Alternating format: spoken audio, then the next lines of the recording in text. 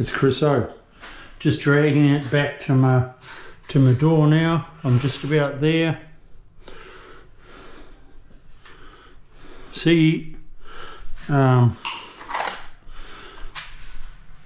laser leveled this whole floor, and that's what it ends up like. Every time I put my level down, bang goes the bubble, dead center to the lines.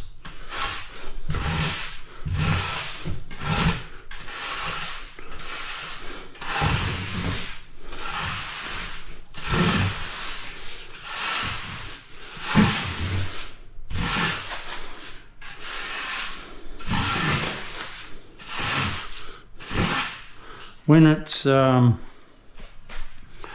it's wetter, when it's not so dry, and you've got your pads and lines all sorted and that sort of thing, it is so easy and fast to drag back DIYs. If you're a beginner, yes, have it dry. When you've done a few, wet your mud up slightly.